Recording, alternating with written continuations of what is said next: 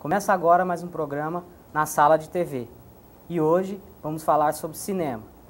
O nosso entrevistado de hoje é Roberto Pereira de Souza, aluno de Publicidade e Propaganda, que tem um blog sobre cinema.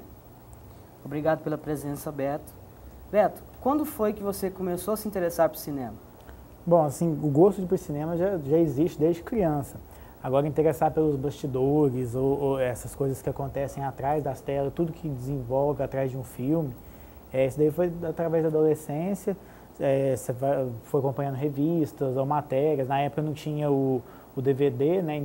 Então eu não tinha muito acesso assim, a bastidores, essas coisas, a internet também era muito lenta. Eu ficava na esperança de ter algum VHS que no final tinha alguns bastidores, acompanhava alguma coisa de bastidores de novela também. E depois eu fui pesquisando, sabendo como são os processos, como o filme Cleópatra, que faliu o estúdio da Fox na época. Agora, recentemente, o Marte Precisa de Mães, que faliu o estúdio, colocou bastante pessoas na rua. E esse mundo que o cinema engloba, esse mundo que ele movimenta, é isso que me fascinou, que eu tomei gosto através disso. Você tem um blog que chama Projeto 9. Sim. Fale um pouco sobre ele. Então, fez um ano, mês passado. Eu procuro falar sobre cinema, TV. Estou tentando colocar algumas coisas como DVD de música. Estou tentando englobar um pouquinho mais o argumento do blog.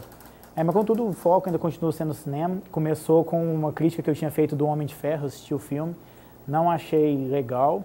Eu escrevi, mandei por e-mail de várias pessoas. Aí teve uma repercussão legal, tal, e eu uni o útil ao agradável, que eu gostava muito de falar sobre cinema, conversava com meus amigos, minhas rodas de conversa, e coloquei isso na web, teve um retorno muito bom, porque para todo mundo que faz um blog, você não tem, inicialmente não há o retorno financeiro, eu ainda não tive o retorno financeiro.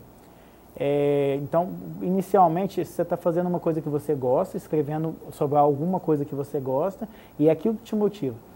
Mas mais do que isso, é a repercussão que dá. Você coloca uma matéria, as pessoas mandam um e-mail para você, algumas revoltadas com seu ponto de vista, outras apoiando alguma coisa. É esse feedback que dá o gás para a gente continuar, para tentar fazer cada vez melhor, para continuar fazendo. Eu não ando postando tanto quanto eu postava antigamente por questão de tempo. Mas, independente disso, eu já tenho projetos maiores para o blog a partir do final do ano agora. Recentemente você postou uma videocrítica sobre um filme. Você pretende continuar com esse formato ou não? Eu tenho que estudar isso ainda. Eu tô com a pretensão de transformar o blog num vlog, ou intercalar os dois, ainda não sei exatamente o que eu vou fazer. Mas isso foi depois que eu assisti uma palestra na PP em Ribeirão. Realmente, o brasileiro ele tem preguiça de ler. Então, o jeito de pegar as pessoas que não gostam de ler seria fazendo vídeos. E eu não procuro fazer algum vídeo assim, extremamente sério do filme, alguma coisa que tenha um certo tom humorístico, porque isso atrai as pessoas gostam. A primeira videocrítica deu bastante repercussão, também gostei muito. A última que eu fiz agora também foi muito boa. Tenho um projeto para um debate, eu vou reunir alguns amigos que gostam e entendem de cinema também. Nós vamos jogar alguns temas em debate, vamos fazer uma mesa redonda. Se o resultado for positivo, se der certo, vai ser postado no blog, eu vou adotar esse formato também.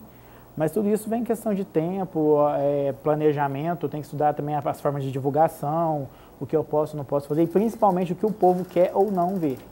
E isso eu estou conseguindo bastante com os e-mails que eu ando recebendo. Ando recebendo e-mails de muita gente, de lugares que eu nem imaginava que existia, bons ou ruins, ainda está sendo aquele feedback é o que eu esperava mesmo. Queria saber qual a sua opinião sobre o cinema brasileiro. Bom, o cinema brasileiro, depois da retomada, ele deu um ar muito grande. Realmente, muita produção, está acontecendo muita coisa. Só que, até então, eu acho que o cinema brasileiro precisa ousar. Ele precisa quebrar todas as barreiras. Cai muito no chavão se eu falar que o filme brasileiro ele se volta para filmes de ditadura ou filmes que se voltam à estética da pobreza. Só que, mesmo estando nesse chavão, é verdade. E é um cinema brasileiro, ele precisa ver o que o público está procurando. A sociedade mudou. O espelho da sociedade é o cinema. O cinema americano acompanhou isso. Não necessariamente isso é uma coisa boa. Como antigamente, todo mundo ia ao cinema, não, era para ver boas atuações, uma boa história, um bom roteiro. Hoje a gente lota as filas do cinema para ver efeitos especiais, explosões, e agora com 3D isso ainda fica mais evidente, a história acaba ficando em segundo plano. O cinema brasileiro, não que ele tenha que beber dessa fórmula, mas ele tem que perceber que a gente precisa ser autossuficiente. A gente só vai ser autossuficiente com produções que tragam muita gente ao cinema, como aconteceu recentemente com o Tropa de Elite 2. Ele é praticamente o isolado do cinema brasileiro. É uma mega produção, praticamente um blockbuster, que tem conteúdo, coisa e tal. É esse tipo de filme, ou então coisas maiores, como tinha até no blog, eu postei que o Brasil não explora a parte fictícia, assim, ficção do cinema brasileiro. Por exemplo, o folclore. A gente tem um folclore rico. E não dá para a gente pegar esse folclore, como a Inglaterra fez, os Estados Unidos mesmo fez, e investir em alguma trama legal, tal. A gente precisa desses filmes grandes para promover, para que a indústria pare de depender da iniciativa privada, pare de depender principalmente do governo, porque a maioria dos filmes brasileiros hoje são feitos com coisas do governo, verba pública. E acho que esse tipo de filme que vai engrandecer, que vai dar um nome maior para o cinema brasileiro, infelizmente a gente não tem um nome grande.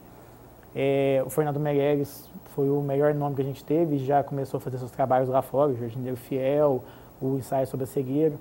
Então eu creio que a partir de agora o cinema brasileiro tem que se voltar para não que seja cair no pop ou cair no banal, mas tem que se voltar para produções grandiosas que levem o público ao cinema, para que esse dinheiro dê uma certa folga para que seja produzido filmes com um roteiro forte, com atuações fortes, com histórias mais profundas. Mas primeiro a gente precisa dessa folga financeira, principalmente, que o nosso problema é maior financeiro. Beto, para você, quem são os seus melhores cineastas preferidos? Tem diversos, mas eu sou muito fã do Steven Spielberg. Uma por ter usado desde o início do cinema até hoje. Hoje ele está trabalhando mais como produtor, mas o nome dele é grande e ele é ousado o suficiente para sempre conseguir inovar. Como eu tinha falado, eu gosto muito do Fernando Meirelles, que ele modificou muito a forma de fazer cinema, e ele tem uma visão, ele tem um ponto de vista que ele sempre gosta de contar. Adoro o Guilherme Del Toro, mexicano, que fez O Labirinto do Fauno. Ele sempre tem uma visão aberta, diferente, e ele consegue imprimir aquele olhar do cinema mexicano no cinema americano, que dá uma mistura única. Esse tipo de essência eu gosto muito no Guilherme. A gente tem um grande ator, que é pacense, que é o Selton Mello. O que você acha da atuação dele? O que você acha dele como ator? Ele é fantástico, ele é um ator de múltiplas faces. Todos os filmes que você pega dele, seja qual for o papel que ele fizer, ele consegue se adaptar e ele vende aquele papel e você compra aquela ideia. O Selton Mello eu acho fantástico. Agora ele teve umas incursões como diretor, como produtor. Eu acho ele simplesmente fantástico. Para finalizar, eu quero que você dê algumas dicas de alguns lançamentos, alguns filmes que você acha importante. Recentemente tem duas grandes dicas. Uma em DVD, é o Rango, que saiu há cerca de um mês. Não tem como um filme de animação esse ano ganhar o Oscar que não seja o Rango. É um trabalho simplesmente primoroso, o roteiro é maravilhoso. A técnica dele é a primeira vez que a Industrial Magic Light do George Lucas entra na história. Johnny Depp, ele está fazendo toda aquela tecnologia de capture motion com os links no corpo e tal. O filme é fantástico, a história é fantástica. O Rio, até então, era o grande lançamento, mas até me contou com uma história simples. O Rango é mais complexo e consegue mostrar uma história extremamente divertida e não tem como o Oscar não ser dele o ano que vem, creio eu. Embora ainda a gente tenha mais 4 meses aí para o final do ano. E o lançamento agora que seria bom todo mundo ver, por bem ou por mal, é o Novo Planeta dos Macacos. Que, embora o filme, eu tenha minha crítica pessoal, já está postada no blog sobre ele, é um filme que vai render polêmica, ele rende conteúdo, ele está abrindo portas para uma nova franquia, que tem tudo para ser uma das melhores franquias também. Contudo, ele não terminou de forma satisfatória, mas isso, quem acessar o blog vai ver a minha coisa. Então, minhas duas dicas são o Rango em DVD e o Planeta dos Macacos em cinema. Eu queria que você falasse o endereço do seu blog. www.projeto9.blogspot.com. Muito obrigado pela sua presença, Beto. Eu sou Rodrigo Castanho, do 6º período de jornalismo da FESP.